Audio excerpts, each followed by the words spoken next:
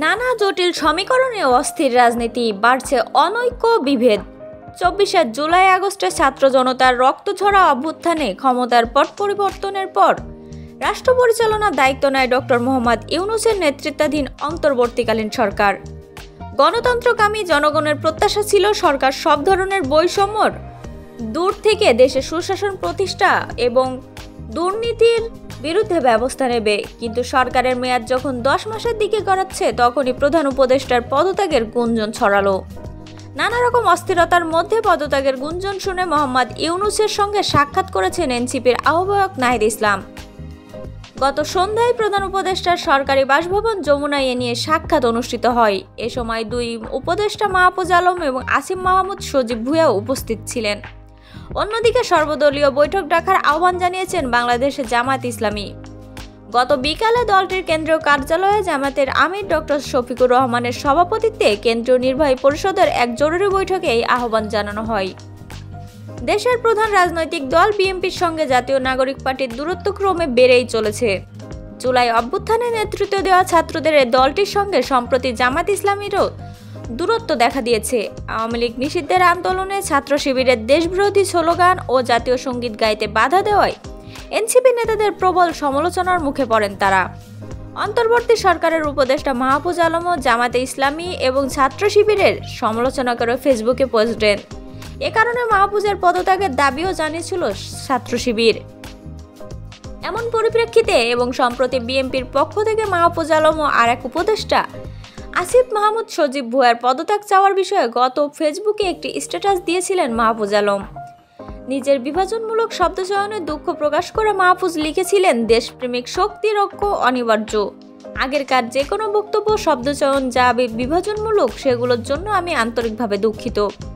সরকারে যদি আরও একদিনও থাকি, অভ্যুত্থানের সব শক্তির প্রতি সম্মান ও সংবেদনশীলতা রেখে কাজ করতে চাই। এদিকে এনসিপি নতুন করে নির্বাচন কমিশন ইসি পুনর্গঠনের দাবি জানালে আরেক জটিলতা তৈরি হয়। কারণ আগামী ত্রয়োদশ জাতীয় নির্বাচন এই ইসির অধীনেই হবে। এখন বিদ্যমান ইসির প্রতি অবস্থা এনে এনসিপি নির্বাচন বর্জনের ঘোষণা দিলে দেশ আরও গভীর সংকটে পড়বে। গত বুধবার ইসি পুনর্গঠন ও স্থানীয় সরকার নির্বাচনের দাবিতে বিক্ষোভ আগারগাঁওয়ে নির্বাচন ভবনের সামনে সমাবেশ করেছে দলটি। এর আগে মঙ্গলবার রাতে ওই কর্মসূচির ঘোষণা দেন নাহিদ ইসলাম। বলেন, নির্বাচন কমিশন পক্ষপাতমূলক আচরণ করছে, তাই কমিশনের ওপর ভরসা রাখতে পারছি না। ফলে দ্রুত নির্বাচন কমিশন পুনর্গঠন করতে হবে। তিনি আরও বলেন, 5 আগস্টের পর সবকিছুকে পরিকল্পিতভাবে জাতীয় নির্বাচনের দিকে নেওয়া হয়েছে। প্রধান উপদেষ্টা জানিয়েছেন, জুনের মধ্যে নির্বাচন হবে। নির্বাচন নিয়ে কোনো দ্বিমত নেই, তবে বর্তমান পরিস্থিতিতে স্থানীয় সরকার নির্বাচন দেওয়া জরুরি।